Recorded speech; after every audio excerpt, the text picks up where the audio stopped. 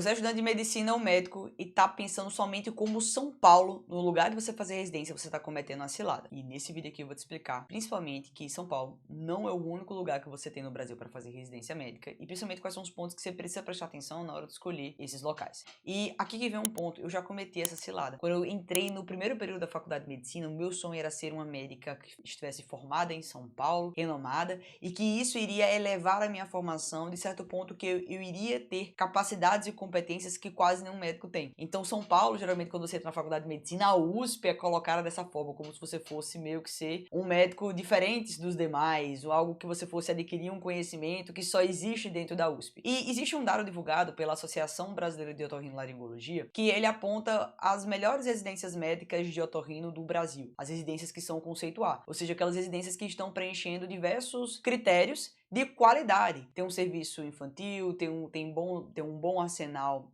do ponto de vista de que tem salas para fazer cirurgias, você tem materiais para que aquelas cirurgias sejam realizadas. E aí que vem um ponto que vai ser um choque para a grande maioria. Você vai ver que existem vários locais de fazer residência dentro dessa pesquisa que não estão em São Paulo. Pasmem, nossa, isso, óbvio que isso talvez já fosse esperado por diversos de vocês ao entrar nesse vídeo, né?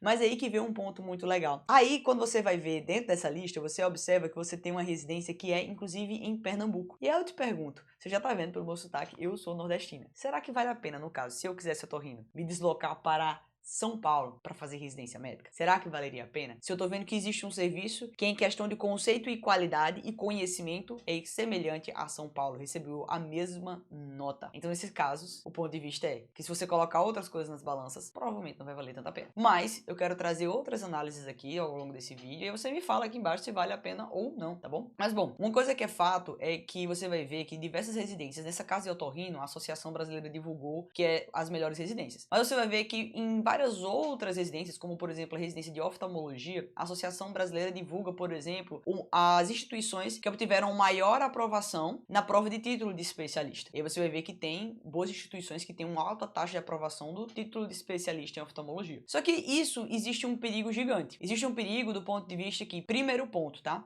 É prova, não é serviço. E tem muitas pessoas que são boas de prova e ruins de serviço. Isso é um ponto que você tem que avaliar na hora de escolher a sua residência. Então, será que eu vou avaliar somente aquilo que foi obtido por uma classificação? No caso da prova de título de especialista, as pessoas foram muito boas em realizar a prova. Então, será que na residência elas tinham mais tempo para estudar? Tinha mais tempo livre? Tô colocando aqui só questões para você chegar e avaliar, tá? Outro segundo ponto interessante mencionar é que por mais que a Associação Brasileira de Otorrino tenha divulgado sim as melhores residências que são conceituadas, tem que prestar atenção que tudo isso é uma ficha de avaliação e que outro ponto, que os serviços eles podem mudar. Então essa nota aqui ela foi divulgada faz bastante tempo e daqui para lá isso mudou, isso houve variação. Então aqui que vem outro ponto interessante de mencionar. Muito cuidado com locais consagrados de realizar residência e que um pai ou que um colega, ou que um professor que você conhecia, que já é muito antigo da faculdade, falou: ah, faz residência em tal lugar que é muito bom. Muito cuidado, porque na época daquela pessoa, na época daquele serviço era bom. E os hospitais sofrem mudança de administração, sofrem mudança de staff. Aquele staff que dava aula, por exemplo, uma vez por semana, agora ele pode passar a não dar mais. Às vezes você tem uma administração do hospital que permitia um fluxo maior de pacientes, agora você pode ver que trocou essa administração e tem uma outra conformação agora para esse hospital. Então é importante ressaltar para vocês que essas residências que são consagradas, você tem que tomar cuidado. Por quê? Você tem que prestar atenção, certo? Se aquele local ainda é de fato como ele era, ou como ele já foi um dia. E se ele ainda permanece com as mesmas funcionalidades do que ainda tem hoje. Então vamos supor, existe um conhecimento enorme de que fazer residência em alguns hospitais de São Paulo em radiologia é melhor, porque tem mais acesso à tecnologia, tem acesso a colocar a mão na massa, beleza, daí tá tudo bem. Só que aí vamos supor que um tomógrafo do hospital quebrou. E aí deve estar dependendo do sistema público de saúde para que esse tomógrafo ele seja consertado. E aí como é que fica essa residência? Óbvio que os residentes que estão lá vão ser prejudicados e aqueles que irão entrar no serviço, eles vão ser prejudicados também, porque poxa vida, para você se formar um radiologista, você precisa de um tomógrafo. Se só tem um tomógrafo ou não tem nenhum, você não consegue. E aí que vem um ponto muito chave de tá, será que essa residência que me falaram que era boa, essa residência que é consagrada, essa residência que me passaram aqui dentro dessa associação é de fato boa ou não é? Esse ponto você tem que prestar atenção. Agora, uma coisa que você não consegue tirar é que a residência em São Paulo, ela ainda é a mais concorrida, tá? Você vai ter a maior concorrência. E existem coisas que você pode fazer para estar vencendo essa concorrência. Porque, sendo bem sincera com você, tá? Em São Paulo, o Albert Einstein, por exemplo, você vai ver que teve uma concorrência enorme para cirurgia, por exemplo. Em cirurgia, nós tivemos 125 candidatos para cada vaga e nós tínhamos apenas 6 vagas de residência médica. Então isso é uma concorrência enorme para cirurgia geral. Só que aí você pensa, ah, tá, tudo bem. Mas aí, nesse caso, se eu sair do núcleo São Paulo, vai ter menos concorrência. E não é bem assim, não. Você vai ver que fora do núcleo São Paulo, vai ter concorrência igual. E essa situação é uma coisa que agrava ao longo do tempo. Você vai ver que existe realmente um aumento da concorrência, porque nós temos mais médicos formando e as vagas de residência médica, elas estão praticamente as mesmas já faz um tempinho. Então você vai ver que eu tenho um maior número de candidatos para quantidade menor de vagas. Isso faz com que eu aumente a concorrência. Mas claro, o que eu posso fazer, tá? Assim, independente de ir para São Paulo ou ir para fora, eu vou precisar passar por essa concorrência. É aí que vem a importância do seu currículo. O currículo que você construiu na faculdade de medicina, ele vai ser responsável por fazer você decolar na prova de residência. Esse exemplo mesmo dessa concorrência enorme de cirurgia geral, no Albert Einstein, por exemplo, que foi 125 candidatos para cada vaga, eu quero que você veja aqui.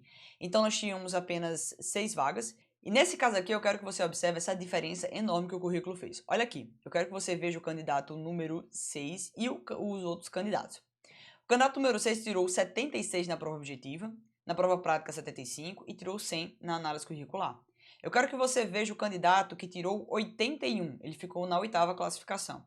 Ele tirou 81, foi melhor do que ele na prova objetiva, mas ele foi ruim na análise curricular. Ou seja, ele acertou mais questões, ele foi melhor na prova prática, mas na hora do currículo ele simplesmente foi desclassificado. E é uma pessoa que acertou menos questões, que não foi tão bem na prova prática, passou na frente dele. Então o seu currículo ele vai ser essencial nessa decisão também de você poder escolher uma residência por fora ou em um lugar concorrido.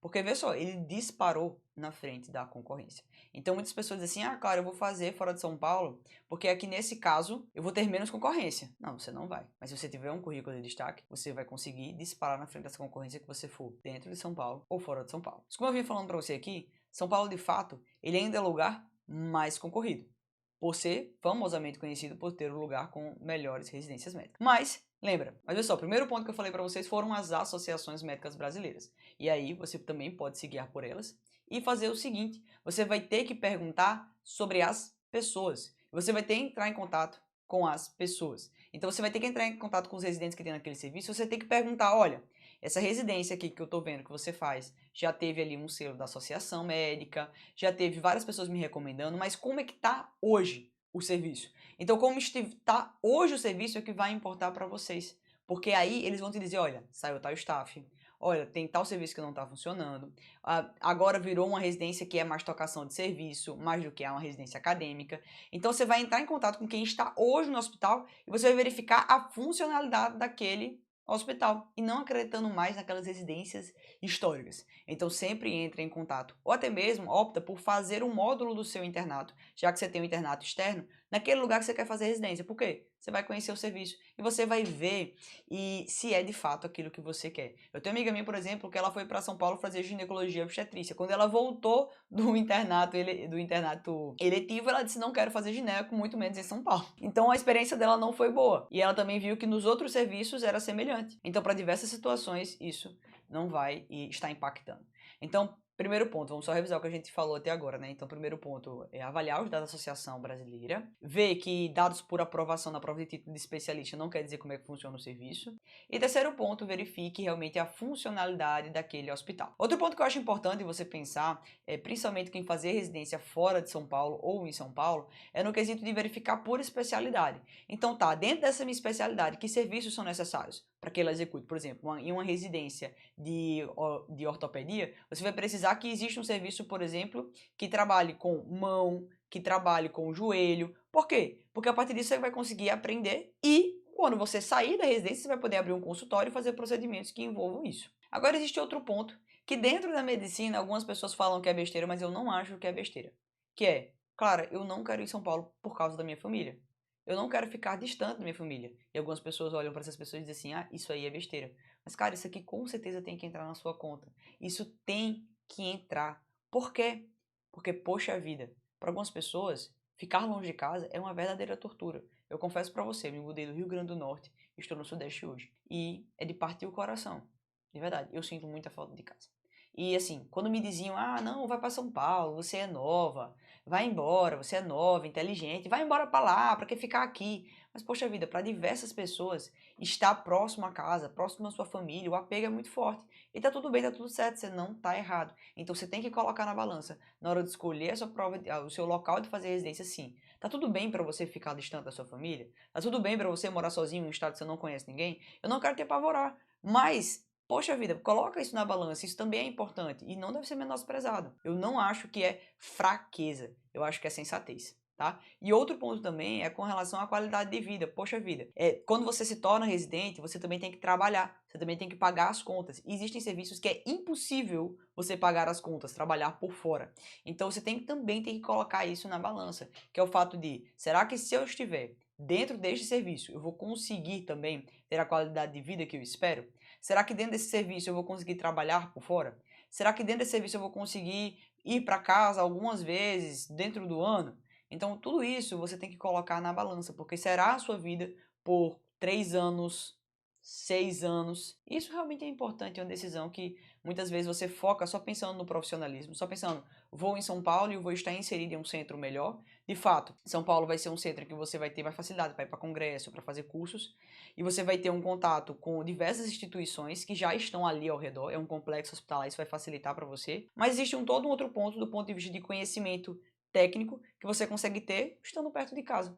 Então, todos esses pontos que eu mencionei aqui nesse vídeo, eu acho que são interessantes de você estar pensando na hora de escolher a sua residência médica. E sendo bem sincera com você, eu, Ana Clara, tinha diversas opções de escolher onde eu estou hoje. Eu fui aprovada em São Paulo, eu fui aprovada no Rio de Janeiro, eu fui aprovada próximo de casa, e eu optei por estar hoje fazendo residência no mesmo lugar em que meu noivo está.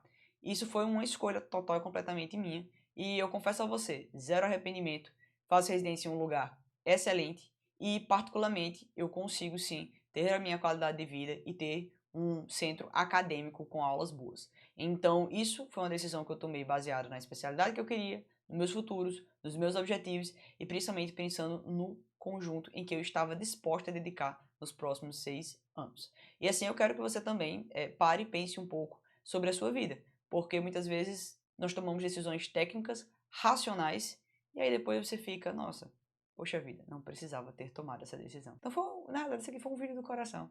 Eu espero que você tenha gostado. Peço que você se inscreva aqui no meu canal. E nós nos vemos nos próximos vídeos. Tchauzinho.